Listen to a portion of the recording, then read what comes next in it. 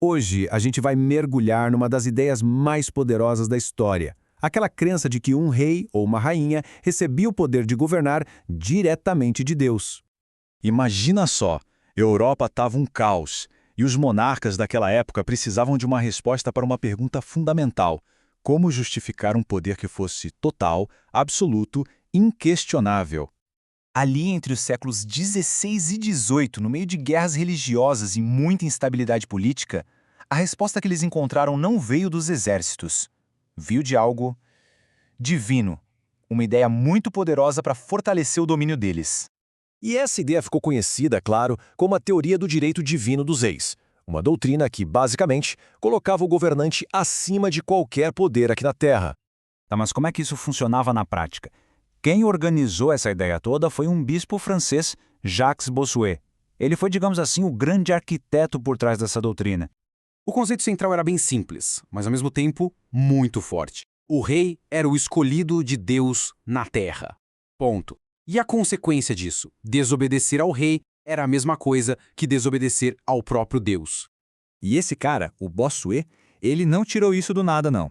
Ele escreveu uma obra fundamental chamada A Política Tirada das Próprias Palavras da Sagrada Escritura, onde ele definiu de forma sistemática como seria esse poder que vinha de Deus. Para Bossuet, o poder do rei se apoiava em 4 pilares. Primeiro, era sagrado, porque vinha de Deus. Segundo, era paterno, porque o rei devia cuidar do povo como um pai cuida dos filhos. Terceiro, era absoluto, ou seja, estava acima da lei.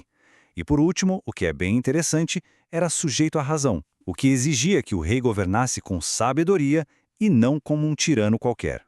Bom, mas a gente sabe, né? Uma coisa é a teoria no papel, outra coisa é o mundo real. E o jeito que essa ideia se espalhou pela Europa, isso revela muito sobre poder, porque ela não foi aplicada do mesmo jeitinho em todos os lugares.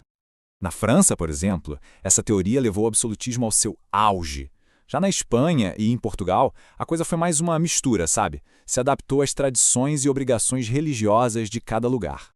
E quando a gente fala de França, é impossível não pensar no Luís XIV, o famoso Rei Sol. Ele foi a personificação dessa teoria. Lá no Palácio de Versalhes, todo o poder do Estado se concentrava numa única pessoa, ele. A frase "o Estado sou eu" resume tudo, né?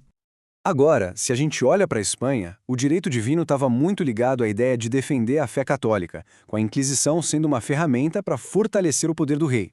Em Portugal, a história tinha uma pequena diferença. O poder do rei era divino, sim, mas ele tinha que fazer um juramento se comprometendo a respeitar as leis do reino.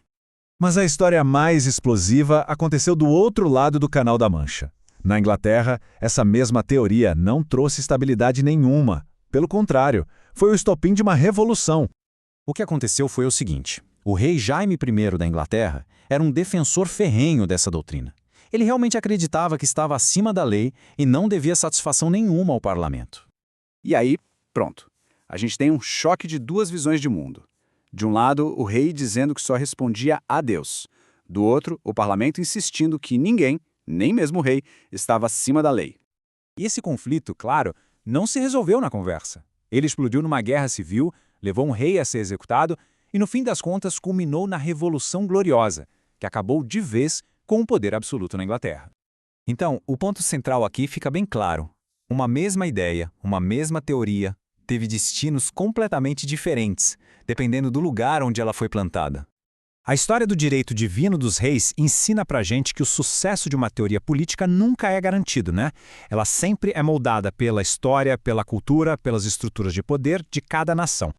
No final das contas, as diferentes trajetórias de França, Espanha, Portugal e Inglaterra mostram que essa busca por legitimidade é sempre um jogo bem complexo, uma negociação constante de poder.